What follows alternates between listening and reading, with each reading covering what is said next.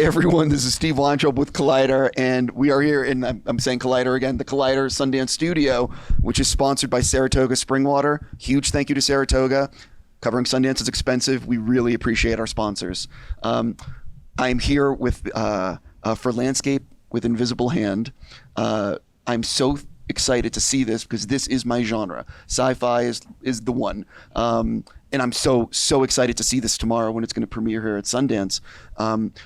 Everyone watching this won't have seen it yet, so I hate doing the generic thing, but how have you been describing it to friends and family? So Landscape with Invisible Hand is a kind of interesting riff on the alien invasion genre, where the alien invasion is a fully economic one. The aliens come and they don't dominate Earth through military force. They take over through the free market. They make everything we make better and faster than we do.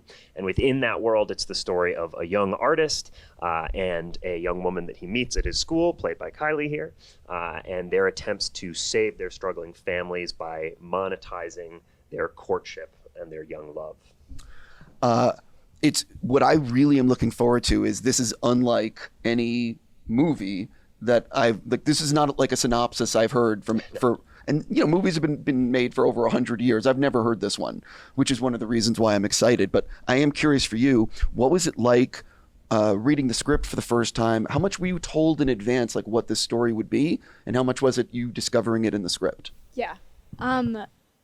I remember like when I first just got the audition and it, you know, gives a little brief like synopsis and I was like, it's kind of weird. It's kind of like, it felt like very like odd. And then I got it and then I spoke to Cory about the character and everything and I read the script. And I mean, my initial thought was like, I've never heard or read anything like this in my entire life.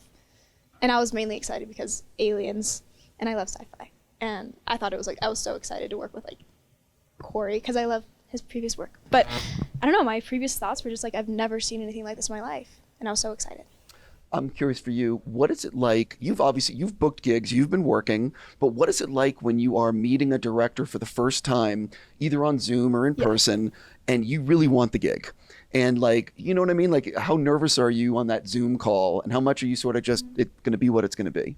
Yeah, I'm always nervous for everything. So of course I was super nervous, but then as soon as, it's usually like, I usually overthink, and then as soon as I get into it, it's totally normal and fine, and Cory's like the nicest, like funniest, like warmest director ever. So it was just immediately like, I was so comfortable and like fine and like ready to talk about the character and everything, and it was great. For obviously casting this movie is, it's everything, you know, who you're going to put in the film. So talk a little bit about how you decided on your lead actors and also just the casting process in general. I've spoken to a lot of directors and they say within like a few seconds, they can sometimes tell this is the right person. Is that the same for you? Yeah, I think the easiest and best casting decisions are usually the most instinctual, the most sort of immediate and gut decisions. I certainly had that about Kylie, certainly had that about Asante Black, who plays our lead. And yeah, I think one of the things that really struck me about Kylie's audition is that we gave her two really kind of high degree of difficulty scenes with a lot of very strange, unusual concepts that make perfect sense by the time you reach them in the movie. But Kylie has this amazing talent for making it seem as though she's just coming up with these baroquely written sentences on her own and making them sound like the most natural thing in the world. And she also just had an enormous sort of naturalness and kind of a natural magnetism that were certainly important things for this role. One of the things about, again, I haven't seen the film, but obviously when you have a film like this where you have aliens and you are depicting a near future world, there's going to be CGI involved, and there's going to be, you're going to have to, you know, this is not a cheap film. You can't make this for like $1 million, you know, so talk a little bit about where and when you wanted to spend the money to amplify your story. Yeah, it's a great question because it's not a cheap, tiny movie. It certainly has scope and scale, but also one of the things that really drew me to this story, and it's based on a wonderful book by M.T. Anderson, is that it's also super intimate. So it has sort of a big budget shell and a moving smaller movie heart, I suppose. Hopefully the best of both worlds. And we wanted to be very tactical with how we deployed our pretty limited resources on this movie. And one of my very first calls was to a gentleman named Eric DeBoer, who was the VFX supervisor on Okja, Bong Joon-ho's movie. He worked with Bong to create this amazing super pig in that movie, which was one of the first times for me that I've been watching a movie and thought, visual effects has really reached a point technologically and with the artist making it that if you do it well, if you do it in a kind of carefully planned out way and you mix the real and the CG, you really can create a character that doesn't constantly have you fighting the sort of suspension of disbelief that you might have with even a very good puppet or something like that. And so I worked really closely with Eric, both developing the design for these creatures and then realizing it throughout the process. And they're not on screen an enormous amount of the movie, but they certainly took the lion's share of kind of planning and resources. And ultimately, they really exist to give our human actors a chance to shine and really tell the story of this movie.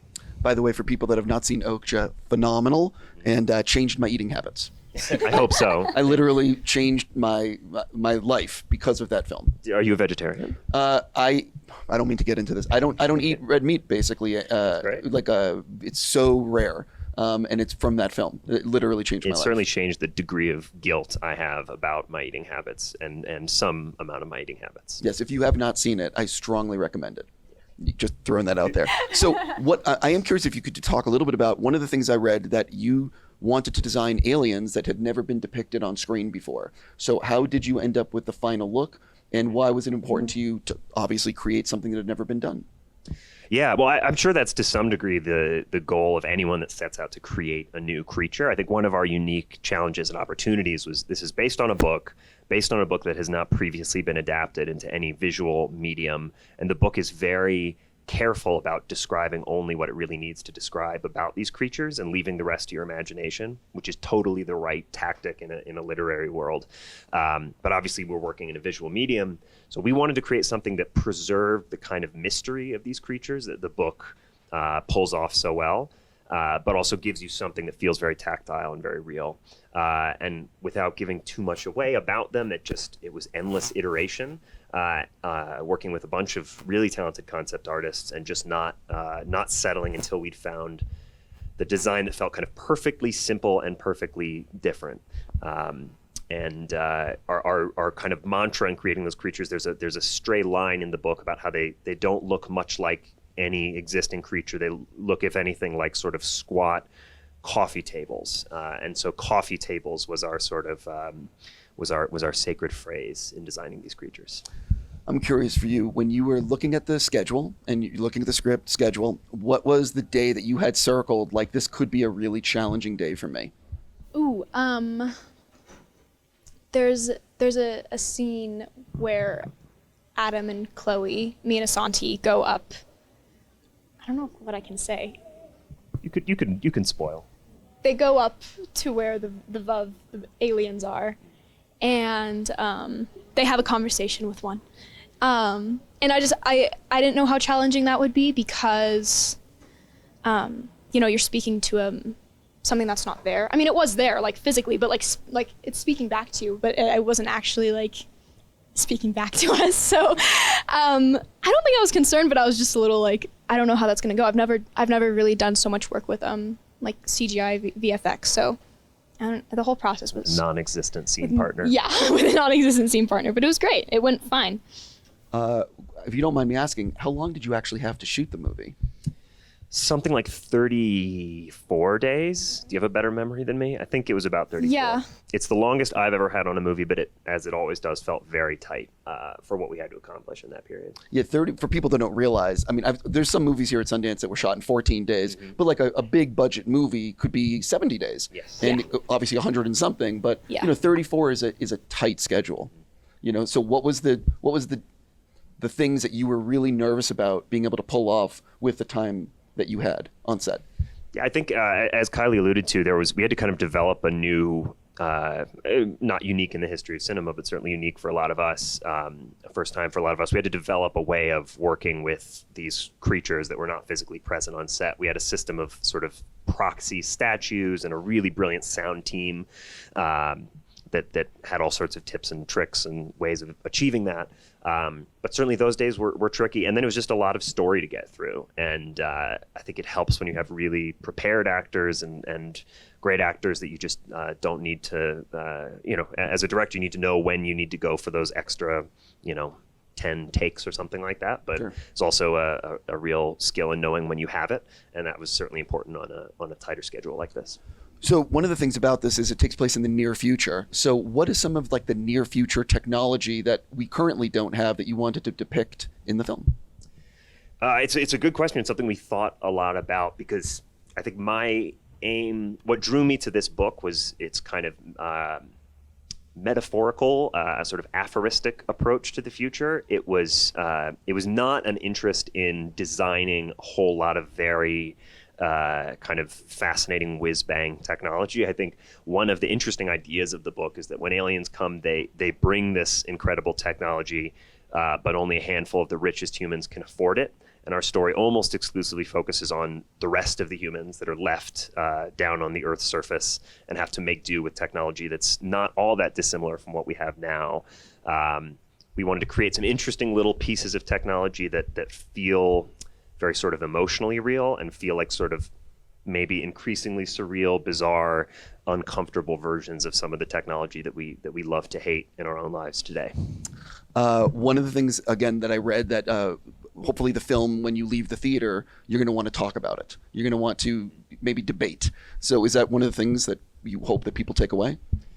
I think it always is. I think certainly with this movie, and in post, one of the things that we really enjoyed doing was my script was a little bit wordier than the final movie. I think that's not unusual. But there was a little bit more of characters expounding on the themes of the movie. And I think when you have great actors and a talented DP and a great team that can do more visual storytelling, more storytelling with a look, you can get rid of some of that exposition. You can get not just exposition about the world, but you can get rid of some of that thematic exposition. And so we really tried to whittle the movie down to something fully fleshed out, but still sort of mysterious, and with room for the audience to fill in their own ideas about why things have happened and to debate it walking out of the theater, for sure. Because I haven't seen the film yet, and I want to ask you some more questions, I'm going to ask you some separate subject, if you don't mind. Please. So you play young Beth on Yellowstone, Yes. which is a super popular show. Yeah. How has being on that series, have you noticed it in real life when you're at the supermarket, that there's a lot of people that want to talk to you about the character? Yeah, I mean, I've been on since season 1, which is crazy. So it's definitely been an experience. No one expected it to be this massive hit TV show. So it's like cowboy TV show in Hollywood, So it's very unexpected, I guess. I am originally from Texas, so whenever I went back to Texas, I've definitely noticed a lot more people are like, "You're young Beth from Yellowstone," or there's Yellowstone merch in the airports, or it's actually crazy how much Yellowstone merch exists in Texas. But yeah, I for sure noticed a massive growth. How does it work in terms of, because you've been in some episodes, how Yeah. early on do you know that they're going to need you for an episode? Is it sometimes really last minute? Yeah, I feel like it can be. Most of the time it's at least a couple months in advance. So it's pretty 50-50. Sometimes it's oh, we need you next week, or sometimes it's we'll need you in 2 months for a day. You know what I mean? Completely. I had one other question for you. Yeah. I am really looking forward to a certain Joaquin Phoenix film that's coming out in the not so distant future. Yeah. So can you talk a little bit about being part of that film, because I'm very excited for it. Yeah. I mean, it's insane. I still don't believe that I'm actually a part of such an amazing movie. I mean, I don't know. I can't really say much about it, but the process was amazing. Joaquin is so talented. He's obviously one of my biggest inspirations. I feel like that's a given. And Ari's so creative, and I can't wait for everyone to see it. It's insane. One of the things about Joaquin, and I've spoken to him a number of times, is that he really, he disappears in the role. He's told me that like sometimes when he's on set, like he will just be in it, and it's all of a sudden he'll hear like lunch, and he'll sort of wake up a little bit, and then he submerges again. Like he's told me about his process, and it's fascinating. Mm-hmm. So what is it like to work with someone on set who is really such a gifted actor and gives so much of his soul to a performance? I think it's honestly like it's very helpful to me and just everyone on set, because it is such a crazy movie with very sort of weird subject. So it's just helpful to get everyone sort of in the moment and in the scene, and no one feels weird about anything they have to do, because everyone's just like fully in. Everyone was so passionate about everything they did, and it was great. Yeah, I would imagine that working with someone like that, and because you've worked on a number of things now, it's really helped you as a performer, and to not be maybe as self-conscious on set. Yeah, with what you're doing. 100%. I feel like, especially I've never done a role like who I portrayed in Beau is Afraid, so I was definitely a little nervous going into it. But then honestly, by the end of it, I was just like totally out there, not self-conscious, just doing anything I could, and it was great. I'm very curious. So you have directed. I'm a big fan of your work. If someone has actually never seen anything actually, this is a question for both of you. If someone has never seen anything you've done before, what is the first thing you want them watching, and why? Ooh, it's like having to pick between children. 100%. Tough question. I love them all equally for different reasons. I certainly, my first movie, Thoroughbreds, will always have a special place in my heart. It was the first time I was here at Sundance. And I had just never experienced it. Came out of playwriting, and the largest performance I'd ever had prior to the debut of Thoroughbreds was in a 50-seat basement theater in downtown New York, and so that was surreal for me. And then Bad Education, my second movie, was also just a wonderful privilege, working with Hugh Jackman and Allison Janney, and just a fantastic stacked cast. So I couldn't tell people where to dive in. If you're more of a psychological thriller person, start with Thoroughbreds. If you're more of a true crime, drama, dark comedy person, start with Bad Education. Oh, I'd say it is a very hard question. I really like Yellowstone because you can really see my growth, and I think I started the show when I was like 12, and the most recent season I'm 18, so that's fun to start with. And I don't know, Landscape isn't out yet, but Landscape, perhaps? I wasn't sure if you were going to say Landscape. I was debating. I assumed that was present company excluded. That's the obvious place to start, actually. So I am curious though, with this, now that the movie's done, obviously I'm sure you're thinking about, what am I going to do next? So do you know what you want to do next? I am writing my next movie, and I am a very fast writer. When I have kind of figured out all the key points of the movie, I'm a wonderfully slow writer in figuring out the sort of core of what the movie is. And that was certainly true with this one. There were many sort of COVID-filled years of development on this. So it's still got a little while to germinate, but it's going to be a very different thing from any of the three I've done to this point, and excited to get into that. Are you one of these people that can develop multiple things at the same time, or are you very laser focused on one?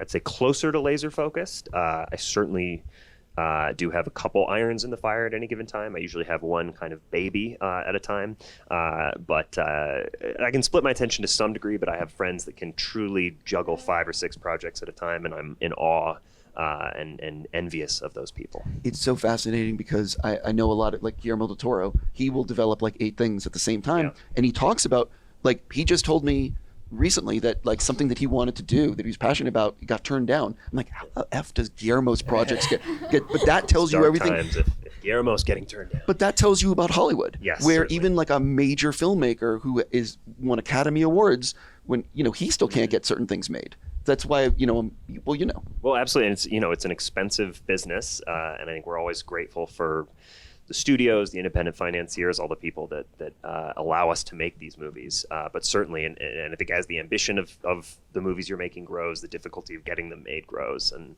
I think there's something good and humbling about that even directors much further along in their careers than I am still have to be grateful for each movie that gets greenlit, because it does feel like a miracle every time it happens. And I apologize for not knowing, is Landscape for sale at Sundance?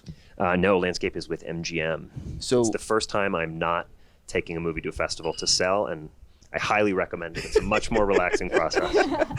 so what is the plan? Is there a plan yet for release? It will be coming out this year. I can't disclose when yet, but yeah, I'm excited. I'm excited to get into that later this year.